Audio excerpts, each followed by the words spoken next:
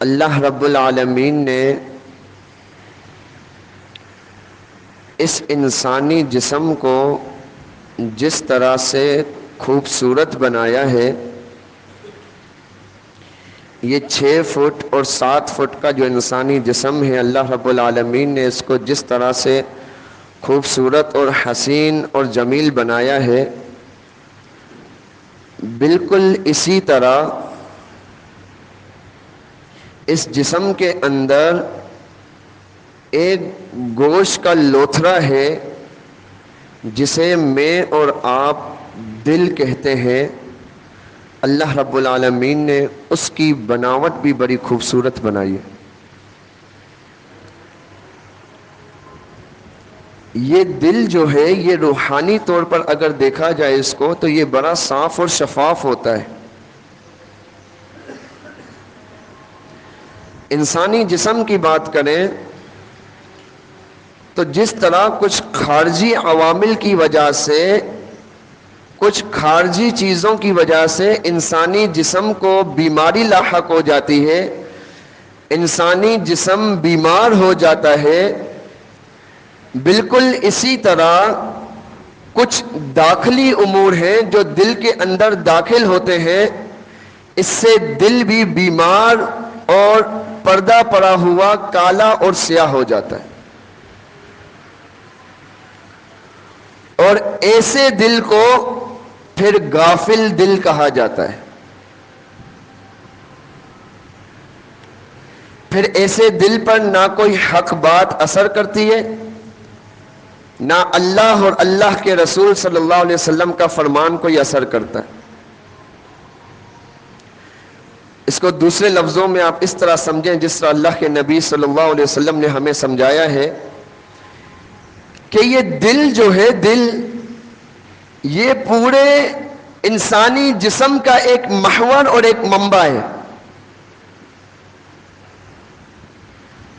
اگر یہ درست رہا تو یہ پورا انسانی جسم درست ہوگا۔ اگر اس میں کچھ بگاڑ پیدا ہوا تو یہ پورا انسانی جسم بگاڑ کا شکار ہو جائے گا۔ اللہ کے نبی صلی اللہ علیہ وسلم کی حدیث صحیح بخاری میں، الا وان فی الجسد مضغہ اذا صلحت صلح الجسد كله واذا فسدت فسد الجسد كله الا وهي القلب۔ خبردار سن لو، اس جسم میں ایک گوشت کا لوتھڑا ہے، اگر وہ صحیح رہا تو یہ پورا جسم صحیح رہے گا، اگر اس میں کوئی بگاڑ پیدا ہوا تو یہ پورا جسم جو ہے وہ بگاڑ کا شکار ہو جائے گا۔ آپ دیکھیں نا، ہمیں اکثر یہ سننے کو ملتا ہے، آپ نے بھی سنا ہوگا، یار ای مارو ہے نا دل جو خاصو نہ ہے، ان مارو جو دل بہلا کرے الہی خراب ہے۔ دل کے لحاظ کا اگر ڈسا جائے تو ای مارو صحیح نہ ہے۔ ایسے الفاظ ہم نے اکثر سنے ہوتے ہیں۔ یہ ایک چھوٹے سے دل کی وجہ سے سامنے والا انسان اس 6 فٹ کے جسم کو پسند نہیں کر رہا ہوتا۔ تو یہ ہے اس حدیث کا مقصد۔ اگر یہ دل صحیح ہوگا آپ کا دوسروں کے لیے، اللہ کے لیے، اللہ کے نبی صلی اللہ علیہ وسلم کے لیے، تو لوگ آپ کے اس کے 6 فٹ کے جسم کو 7 فٹ کے جسم سے بھی محبت کریں گے۔ اگر یہ صحیح نہیں ہے تو لوگوں کی یہ محبت بھی پھر آپ لوگوں کی محبت کے بھوکے نہ رہیں۔ اب سوال یہ پیدا ہوتا ہے کہ آخر پورے جسم میں دل کو اتنی اہمیت کیوں، اور اس دل کا آخر مقصد کیا ہے؟ اللہ رب العالمین نے قرآن کریم میں جہنمیوں کی صفت بیان کی، وَلَقَدْ ذَرَأْنَا لِجَهَنَّمَ كَثِيرًا مِنَ الْجِنِّ وَالْإِنسِ۔ اس آیت کا ذرا ترجمہ غور سے سنیے گا۔ ہم نے بہت سے انسانوں اور جنوں کو جہنم کے لیے پیدا فرمایا۔ اللہم لا تجعلنا منہم، اللہ ہمیں ان میں سے نہ بنانا۔ پھر مزید فرمایا، لہم قلوب لا یفقہون بہا، ان کے دل تو ہیں لیکن وہ ان سے سمجھتے نہیں ہیں۔ کیا نہیں سمجھتے؟ وضاحت کروں گا۔ وَلَهُمْ أَعْيُنٌ لَا يُبْصِرُونَ بِهَا، ان کی آنکھیں تو ہیں لیکن ان سے دیکھتے نہیں ہیں. وَلَهُمْ آذَانٌ لَا يَسْمَعُونَ بِهَا، ان کے کان تو ہیں لیکن ان سے سنتے نہیں ہیں. فرمایا اولئک کالانعام، یہی لوگ چوپایوں کی مانندے، جانوروں کی مانندے. فرمایا نہیں بل ہم اضل، بلکہ یہ تو ان سے بھی زیادہ بدتر ہے. وَأُولَئِكَ هُمُ الْغَافِلُونَ، اور یہی لوگ غافل ہیں. اللہ رب العالمین نے اس آیت میں 3 نعمتوں کا ذکر کیا ہے انسان کو، جو اللہ رب العالمین نے 3 نعمتیں دی: دل، آنکھ اور کان. فرمایا انسان تو ان سے فائدہ اٹھا، یہ تیرے فائدے کی چیزیں، لیکن فائدہ اٹھانے کے ساتھ ساتھ اس سے تجھے حق تعالی کو پہچاننا بھی ہے. تجھے اللہ رب العالمین کی معرفت بھی حاصل کرنی ہے. تجھے اللہ رب العالمین کے احکامات کو سمجھ کر، دیکھ کر، سن کر ان پر عمل بھی کرنا ہے. اگر تو ان چیزوں کو اس فائدے میں نہیں لا رہا تو پھر یاد رہے اللہ رب العالمین نے جو مثال بیان کی، جن کی مشابہت قرار دی، اولئک کالانعام، کہ یہ چوپایوں کی مانند ہے. فرمایا بل ہم اضل، چوپایوں کی مانند نہیں بلکہ یہ تو ان سے بھی بدتر ہے. وَأُولَئِكَ هُمُ الْغَافِلُونَ، اور یہی لوگ ہیں جو غافل ہیں.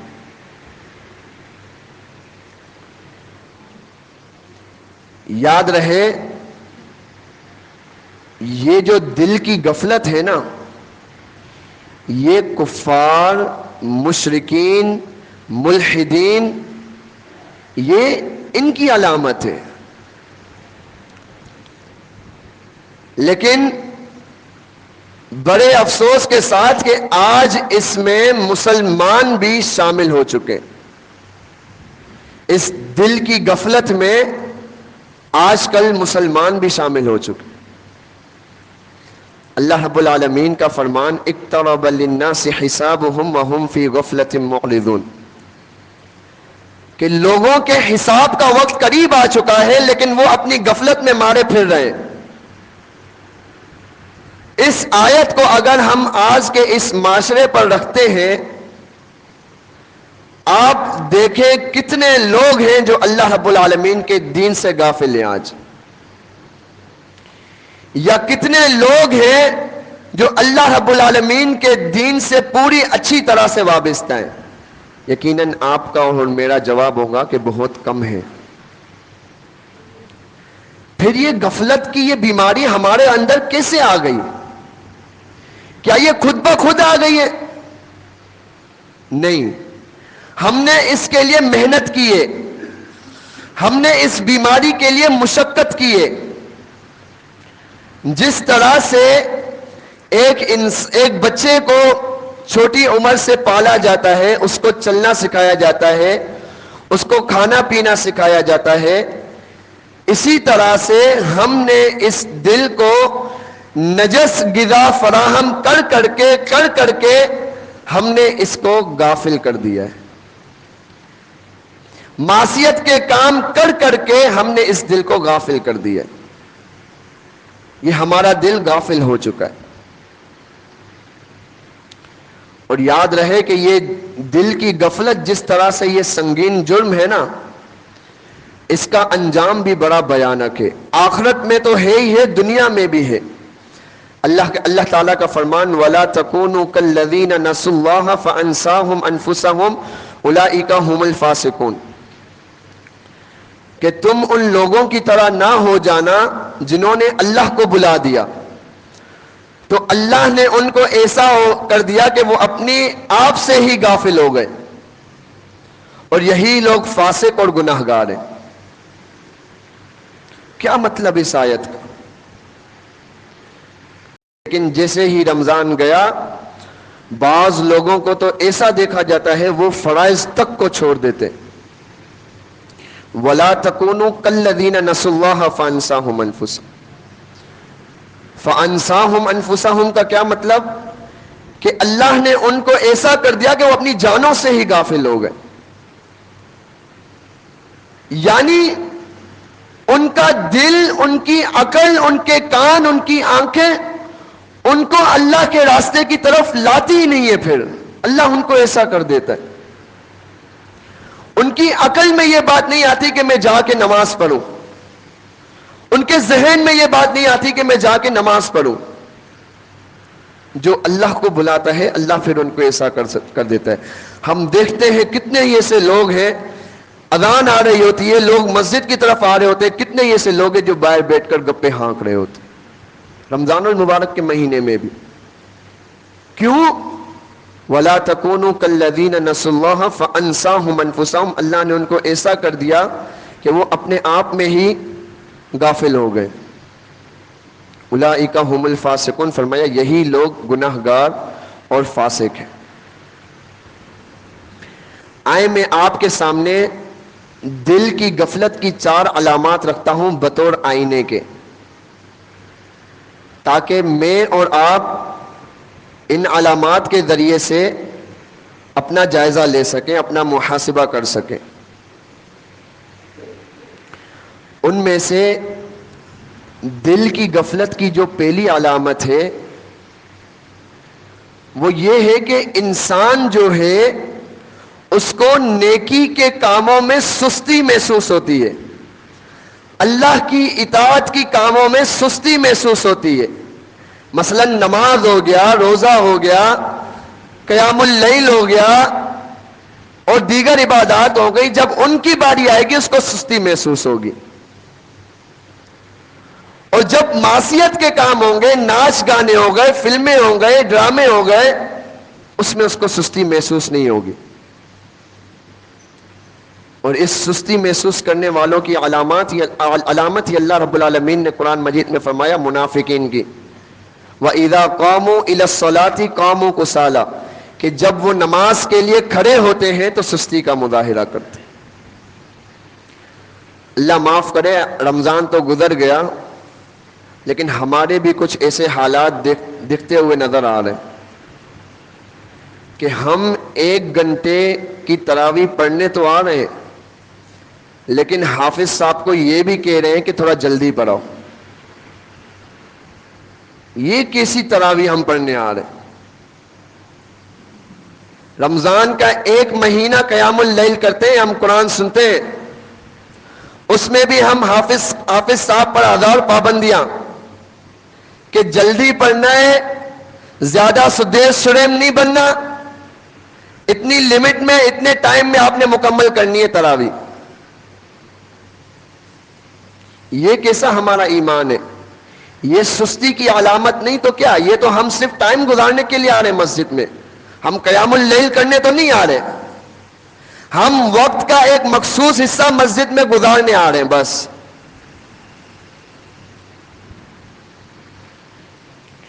تو یہ پہلی علامت کہ عبادات کے جو اطاعت گزاری کے جو کام ہیں ان میں سستی محسوس ہوتی، اور معصیت کے جو کام ہیں ان میں سستی محسوس نہیں ہوتی. پہلی علامت تو یہ. دوسری علامت کہ انسان جو ہے وہ برائی کو بہت ہی معمولی تصور کرنے لگتا ہے. یعنی برائی کر لیتا ہے، اس کو کرنے میں بھی کوئی ہچک محسوس نہیں ہوتی، نہ اس کو اس کی جزا اور سزا کا کوئی علم ہوتا ہے، اگر علم ہوتا بھی ہے تو اس کی طرف دھیان نہیں دیتا.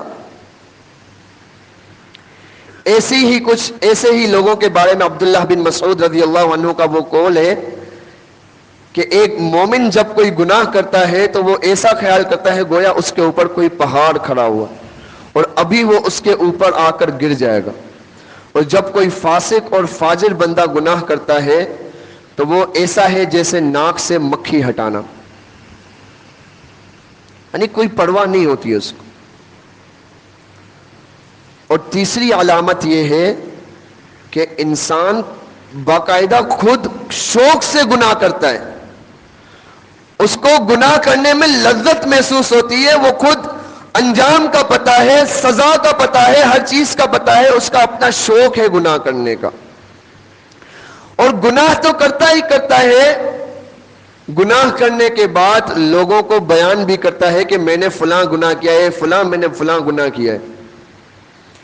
ایسے ہی لوگوں کے متعلق اللہ رب العالمین، اللہ کے نبی صلی اللہ علیہ وسلم کا یہ فرمان ہے کل امتی معافن الا المجاہرون، کہ میرے امت کے تمام لوگ معاف کر دیے جائیں گے سوائے مجاہرین کے. مجاہرین کون ہے؟ فرمایا یہ اعلانیہ گناہ کرنے والے. اعلانیہ گناہ میں سے یہ بھی ہے، حدیث میں آگے بیان ہوا ہے کہ انسان رات کو ایک گناہ کرتا ہے، اللہ رب العالمین نے اس کے گناہ پر پردہ رکھا ہے، وہ صبح اٹھتا ہے اور کہتا ہے اے فلاں میں نے رات یہ گناہ کیا تھا. یعنی اللہ رب العالمین نے اس کے گناہ پر پردہ رکھا، وہ صبح اٹھ کے اللہ رب العالمین کے رکھے ہوئے پردے کو چاک کر کے لوگوں کو بیان کرنا شروع کر دیتا ہے. ایسے لوگوں کے بارے میں اللہ تعالیٰ نے فرمایا کل امتی معافن الا المجاہرون، کہ میری امت کے تمام لوگ معاف کیے جائیں گے سوائے مجاہرین کے، جو لوگوں کو اعلانیہ اپنے گناہ بیان کرتے ہیں.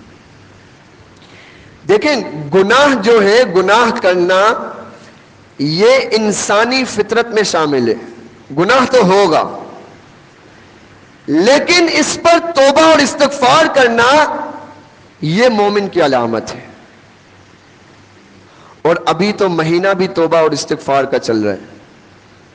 ان اقسام کو میں اور آپ اپنے سامنے رکھیں آئینے کے طور پر کہ ہم ان اقسام میں سے کس قسم میں مبتلا ہیں، پھر اس کو دور کرنے کی کوشش کریں. مزید 3 سے 4 دن باقی ہیں ہمارے پاس. یہ رمضان دل کی غفلتوں کو دور کرنے کا مہینہ بھی ہے. دل کے اوپر جو پردے آ جاتے ہیں، ہم قرآن سن رہے ہوتے ہیں، بسا اوقات ایسا ہوتا ہے قرآن سمجھ نہیں آ رہا ہوتا، قرآن کا معنی مفہوم نہیں آ رہا ہوتا، پھر بھی آنکھوں سے آنسو جاری ہوتے ہیں.